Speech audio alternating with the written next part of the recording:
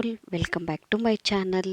ಇವತ್ತು ತುಂಬಾ ಸಿಂಪಲ್ಲಾಗಿ ಮತ್ತು ಕ್ವಿಕ್ಕಾಗಿ ಮಾಡುವಂತಹ ವೆಜಿಟೇಬಲ್ ಪಲಾವ್ನ ಯಾವ ರೀತಿಯಾಗಿ ಮಾಡೋದು ಅಂತ ನಾನು ಈ ವಿಡಿಯೋನಲ್ಲಿ ತಿಳಿಸ್ಕೊಡ್ತಿದ್ದೀನಿ. ಹಾಗಿದ್ರೆ ಬನ್ನಿ. ಮೊದಲಿಗೆ ನಾನಿಲ್ಲಿ ಕಟ್ ಮಾಡಿರುವಂಥ ಒಂದು ಆನಿಯನ್ನು ಹಾಗೆಯೇ ಹಾಫ್ ಟೊಮೆಟೊನ ತಗೊಂಡಿದ್ದೀನಿ.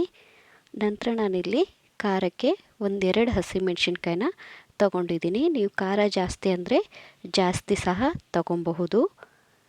ಅದೇ ಜಾರಿಗೆ ನಾನಿಲ್ಲಿ ಒಂದು 4 ಕಾಳು ಮೆಣಸನ್ನ ಹಾಕ್ಕೊತಾ ಇದ್ದೀನಿ. ಹಾಗೆಯೇ ಒಂದೆರಡು ಲವಂಗನ ಸೇರಿಸ್ಕೊತಾ ಇದ್ದೀನಿ. ನಾನಿಲ್ಲಿ ತುಂಬ ಮಸಾಲೆ ಪದಾರ್ಥಗಳನ್ನು ಕಡಿಮೆ ಯೂಸ್ ಮಾಡ್ತಾ ಇದ್ದೀನಿ. ಲಾಸ್ಟಲ್ಲಿ ನಾನು ಕೊತ್ತಂಬರಿ ಸೊಪ್ಪನ್ನ ಹಾಕಿ ಇದನ್ನು ಚೆನ್ನಾಗಿ ಪೇಸ್ಟ್ ಮಾಡ್ಕೊಳ್ಳಿ. ಸೊ ನೋಡಿ, ನಮ್ಗೆ ಆಲ್ರೆಡಿ ಇಲ್ಲಿ ಪೇಸ್ಟ್ ರೆಡಿ ಆಯಿತು. ಇವಾಗ ಇದನ್ನು ಪಕ್ಕಕ್ಕೆ ಎತ್ತಿಟ್ಟು ಒಗ್ಗರಣೆಗೆ ನಾವಿಲ್ಲಿ ರೆಡಿ ಮಾಡ್ಕೊಳ್ಳೋಣ.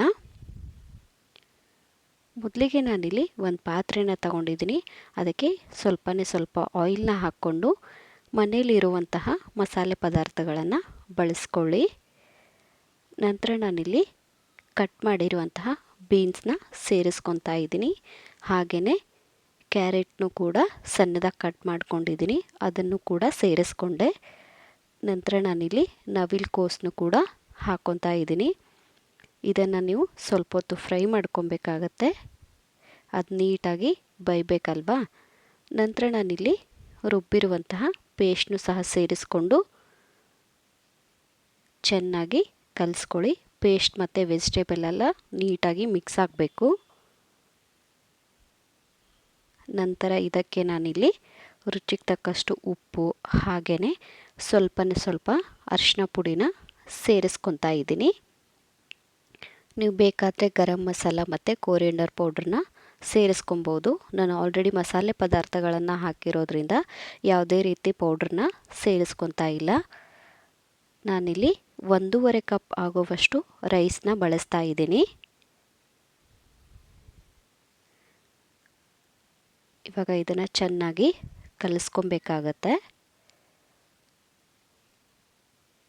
ಇಷ್ಟು ಕಲಸಿದ್ದಾದಮೇಲೆ 1-2 ನಿಮಿಷ ಹಾಗೇ ಬಿಟ್ಟು ನಾನು ಯಾವ ಅಳತೆಯಲ್ಲಿ ಅಕ್ಕಿನ ತಗೊಂಡಿದ್ನೋ ಅದೇ ಸೇಮ್ ಗ್ಲಾಸಲ್ಲಿ ನಾನು 4 ಗ್ಲಾಸ್ ಆಗುವಷ್ಟು ನೀರನ್ನ ಬಳಸ್ತಾ ಇದ್ದೀನಿ.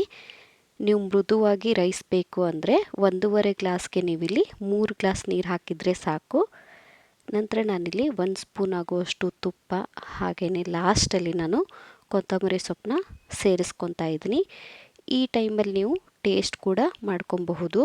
ಉಪ್ಪು ಕಡಿಮೆ ಆದರೆ ಉಪ್ಪನ್ನು ಸಹ ಸೇರಿಸ್ಕೊಂಡು ಲಾಸ್ಟಲ್ಲಿ ನಾನು ಲಿಡ್ನ ಕ್ಲೋಸ್ ಮಾಡಿ ಲೋ ಫ್ಲೇಮಲ್ಲಿ 1 ವಿಷಿಲ್ ಹೊಡೆಸಿದ್ರೆ ನಿಮಗಿಲ್ಲಿ ಈಸಿಯಾಗಿ ವೆಜಿಟೇಬಲ್ ಪಲಾವ್ ರೆಡಿ ಆಯಿತು.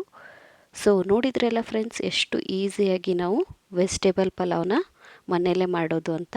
ಹಾಗಿದ್ರೆ ಯಾಕೆ ವೆಯ್ಟ್ ಮಾಡ್ತಿದ್ದೀರಾ? ಇವಾಗಲೇ ಹೋಗಿ ರೆಸಿಪಿನ ಟ್ರೈ ಮಾಡಿ ಹೇಗಿತ್ತು ಅಂತ ಕಮೆಂಟ್ ಸೆಕ್ಷನಲ್ಲಿ ಕಮೆಂಟ್ ಹಾಕೋದನ್ನು ಮರಿಬೇಡಿ. ಇದೇ ಥರ ನನ್ನ ವಿಡಿಯೋಗೆ ಸಪೋರ್ಟ್ ಮಾಡ್ತಾಯಿರಿ. And thank you for watching.